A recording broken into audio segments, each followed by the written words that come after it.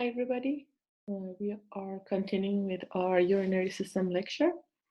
So reviewing from where we left off last time, we talked about the structures of the nephron, where nephron is itself identified as the functional unit of your kidneys. So when we were talking about the structure of a nephron, we said that it is made up of these a structure called the renal corpuscle and also the renal tubules, which is this part. Now, the renal corpuscle itself was made up of the glomerulus, which is the capillary network you can see inside, and the glomerular capsule that surrounds this. And the glomerular capsule itself was made up of two layers, the parietal layer, made up of simple squamous epithelium, which you can see up here, and the visceral layer, which is made up of podocytes that surrounds the capillary network.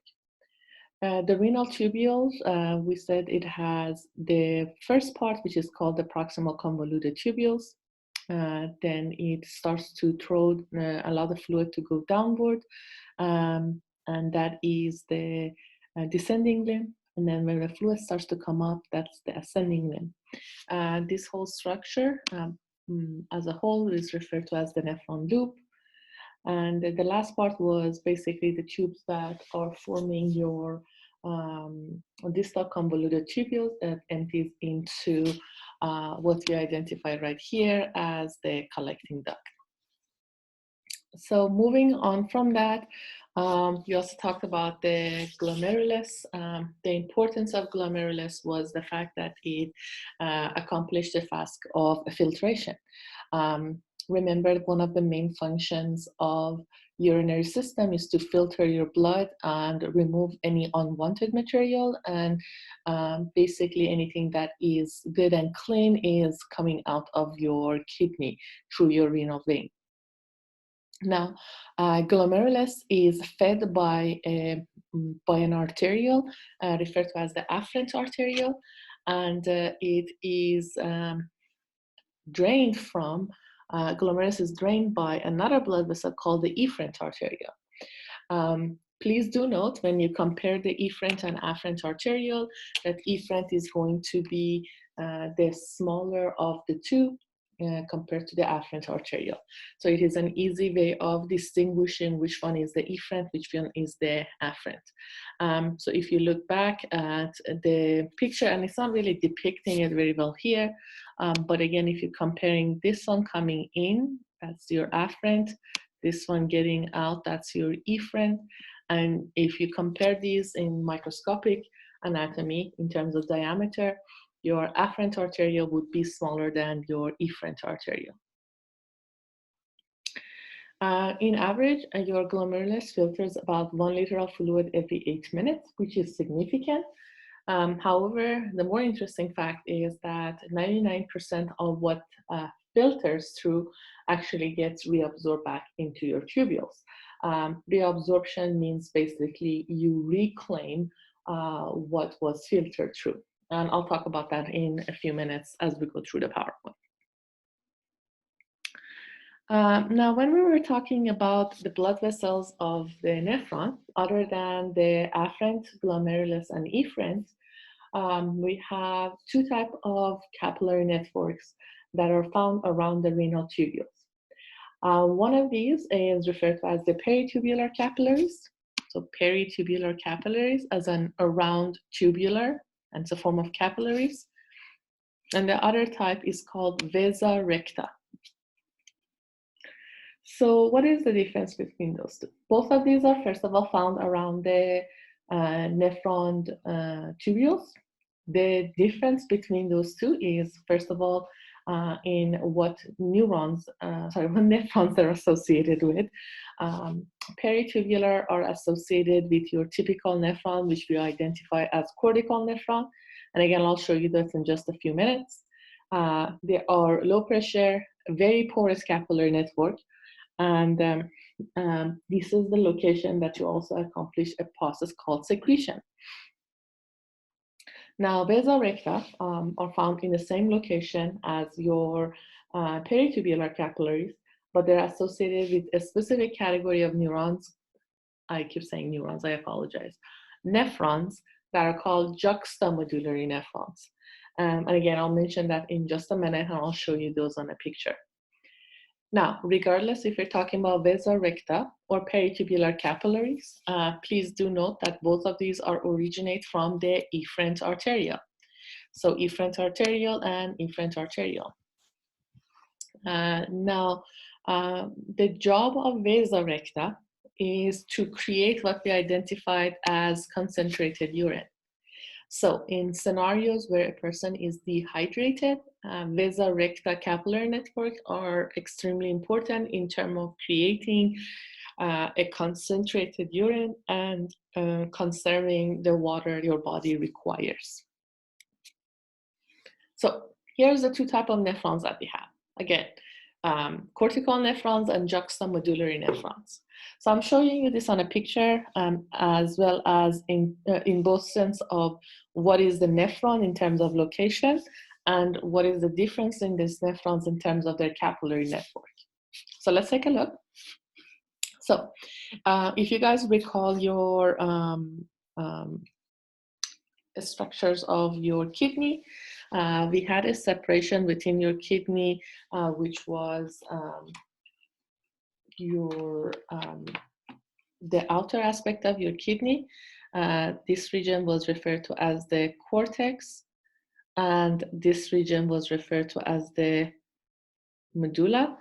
And these blood vessels you see right here, these two, are the arcuate arteries and veins that will basically run on the borderline of the cortex and medulla. Now notice on this type of nephron, this is your cortical nephron. So this is your cortical nephron. Notice that majority of the nephron is literally located within the cortex with a very short loop. And when you compare this one to this nephron, you notice that the nephron loop is much longer, and this nephron loop is completely embedded inside the medulla portion. Hence the name is juxtamedullary, as in it's in a junction of the cortex and medulla. The other difference that is visible, and is mentioned also on the PowerPoint, we discussed it earlier, is the capillary network that you see wrapped around the nephron tubules. In this case, that network is kind of random. There's no order or organization to it, and these are called peritubular capillaries. These are, again, in terms of peritubular capillaries and cortical nephron, they produce your typical neuron when you're properly hydrated. Now notice the capillary network that is wrapped around the juxtamedullary nephron. These are called vasa recta. There is much more organization to them. There are these very nice loops that are essential in creating what we identify as concentrated urine. So juxtamedullary nephron is highly involved in producing concentrated urine when the person is dehydrated. Now, moving on into terms of the structures of the nephron, one of the first things that I want to kind of go back to is the typical picture of a nephron when we draw it and when we have seen it in the previous pictures. You have your glomerulus, or your glomerular capsule. You have your, and this is a very simple version of this, by the way, but you have basically your PCT, you have your descending limb, you have your ascending limb, and then you have your DCT, and then this is your collecting duct. So when you look at this, this is a typical way we describe it. However, in reality, when the nephron is structured, it has its glomerulus, so follow me on this. Here is your PCT, right? Proximal convoluted tubules. Here is your descending limb, but instead of the loop going away from the glomerulus, or your glomerular capsule, it actually looks back in. So fluid goes down and then comes back up. So this is your ascending limb. And then what you see as this part, this would be your distal convoluted tubules. Now, why is this important? Because if you zoom into this picture, again, this is your renal corpuscle as a whole structure with the glomerulus at the center and your renal corpuscle around that, your glomerular capsule around that. Here's my afferent arteriole coming in. Here's the efferent going out. And see tucked in right here, that's your DCT. So that's this tube you see right here. So why is this important? Because if you notice, there are various kinds of cells located here.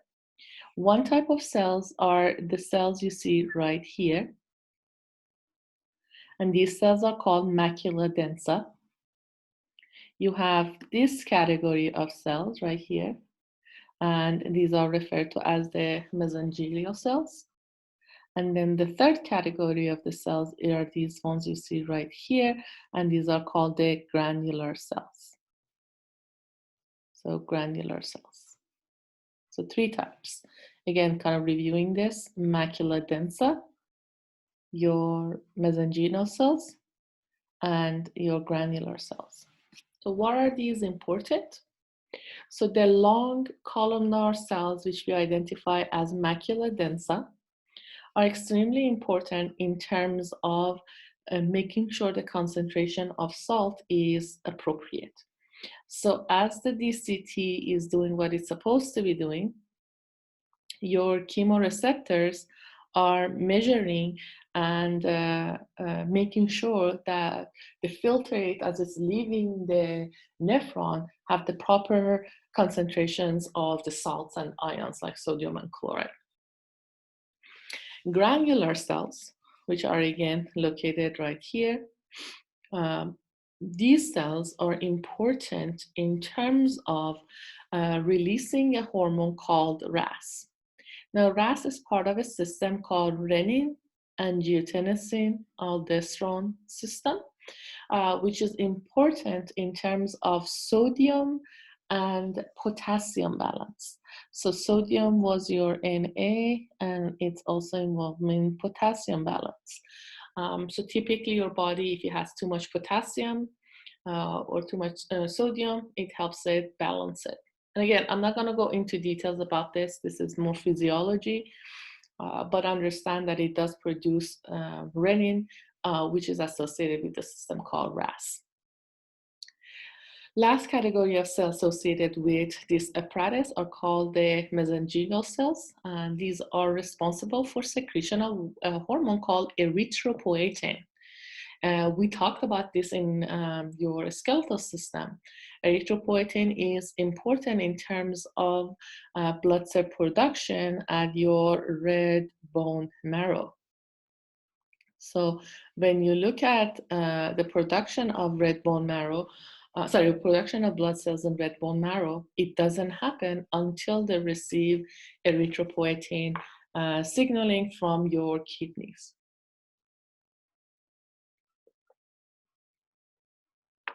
So now that we have an idea of the structures of the nephron, again, nephron, I'm going to kind of redraw it, kind of giving you an idea. We have your renal corpuscle, we have the proximal convoluted tubule, descending limb, ascending limb, distal convoluted tubules, and collecting duct. So what is happening during each of these components? So nephrons are important in production of urine. So where urine is actually forming. So the first process of urine, or there's three processes involved in formation of urine. The first process is referred to as filtration. So filtration happens in your glomerulus. So within your renal corpuscle, you have glomerulus, and that's where the filtration happens. We'll talk about filtration in terms of your blood and basically what component can filter through. Now, the next thing that we have is a lot of the components that actually get filtered are required to get reclaimed or reabsorbed back into our system. And that reabsorption happens basically from the PCT all the way to the distal convoluted tubules. We'll talk about what a specific portion of the tubules responsible for what type of reabsorption. Now, last process that is involved in urine production is a process called secretion. So what is secretion? Secretion is when you actually move undesirable molecule, typically medication, out of your blood. So the direction would be from blood into the tubules. Versus when you talk about reabsorption, you have things from the tubules that moves into your blood. So a lot of people say that secretion is reverse of what? Reverse of reabsorption. So basically what we want to reclaim from the tubules back into the blood, that's reabsorption. And what we don't want, we want to take out of the blood and transfer it into the tubules, and that's secretion. And the word active process implies that it typically needs some sort of energy, and that energy could imply possibly ATP. Now here's a depiction of what we're talking about, the three processes of urine formation. So here is the afferent arteriole bringing the blood in. Blood goes to the glomerulus. And inside the glomerulus, the first process happens, which is filtration. Molecules move from the glomerulus into the first part of the renal tubules, which is your proximal convoluted tubules. So what they're showing you here, this tube is your PCT.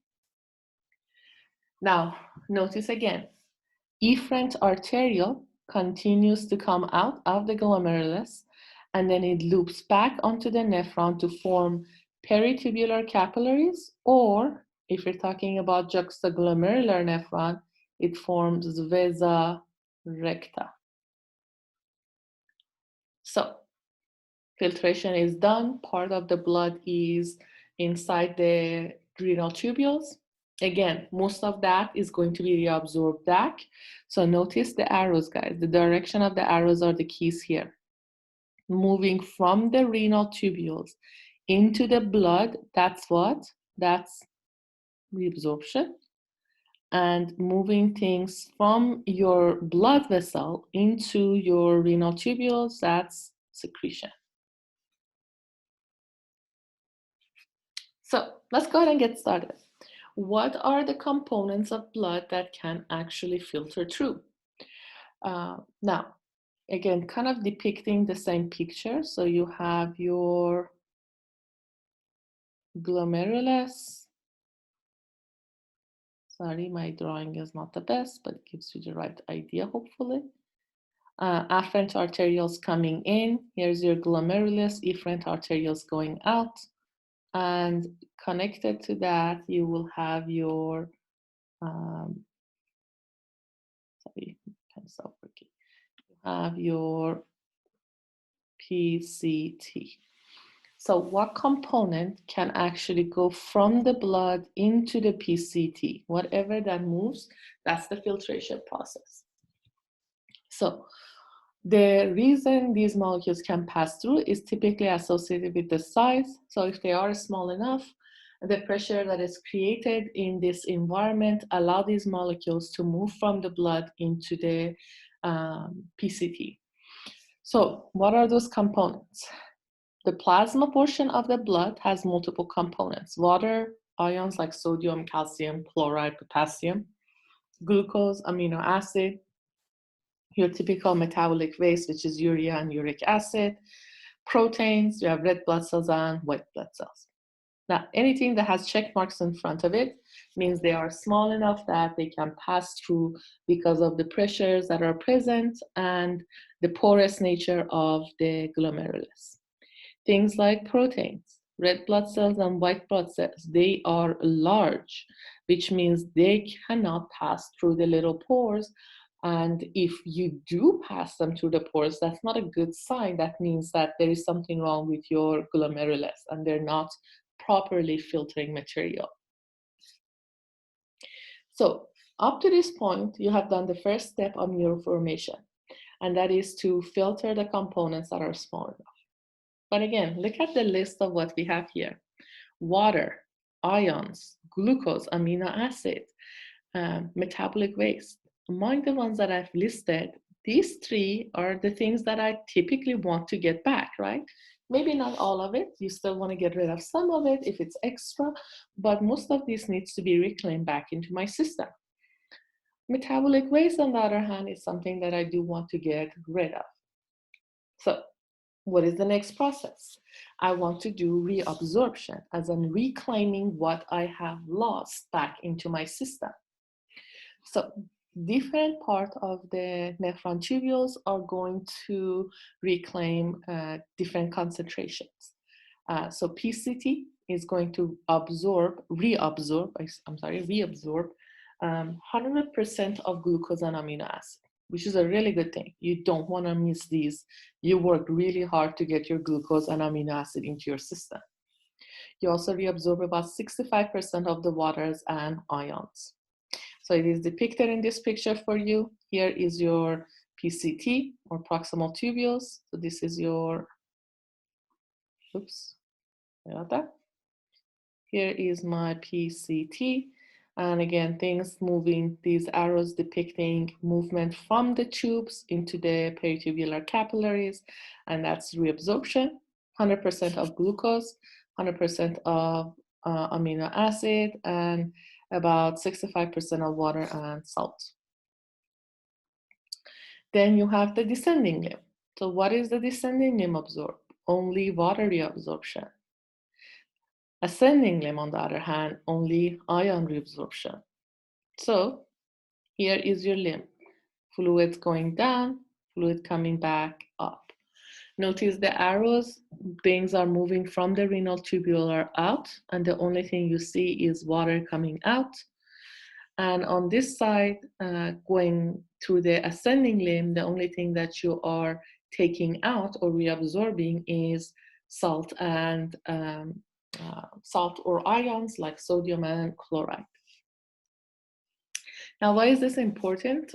This is important in terms of creating concentration gradients that allows the movement of these ions. Again, it's a lot more detail, and you will review those information in physiology next semester.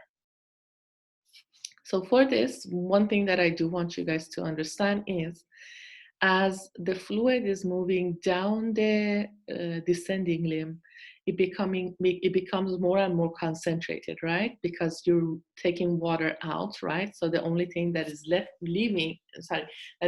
inside your renal tubules would be ions. Therefore, by the time you get to the bottom of your loop, so down here, that's where you will have the highest concentration of filtrate, which is basically the fluid inside the tubes. Now, as you start to go up, again, those ions get reabsorbed, so your concentration goes back down to about 200. So you start at typically about 200. It goes up, up, up, up until you reach about 1200. And then you start to reabsorb your ions and you go back to about 200.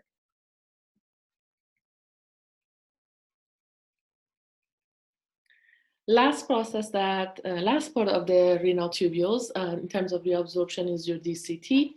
DCT is very important in terms of checking to see what your body actually needs, and based on those needs, it goes ahead and reabsorb whatever it requires and get rid of whatever your body doesn't need. So in this case, you can check to see how much water it needs again, how much iron it needs, and for this to happen, you must have the proper hormone present. Do you need to know the name of the hormone? The answer is no. We don't go into that details for this class, but do keep in mind that it is something that you will review in detail again in physio next semester.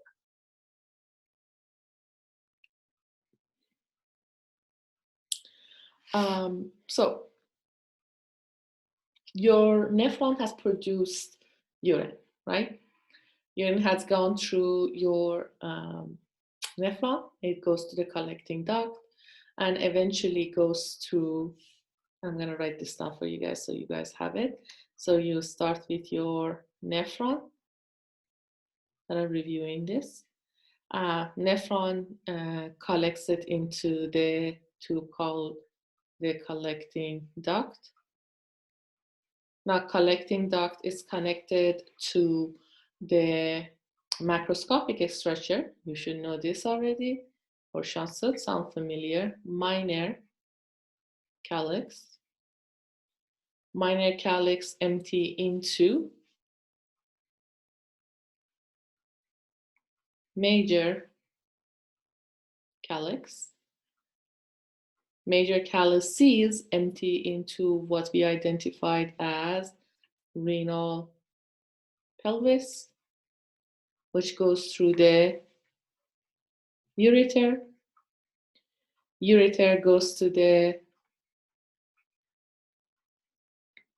bladder, and bladder empties the urine out of the tube called the urethra.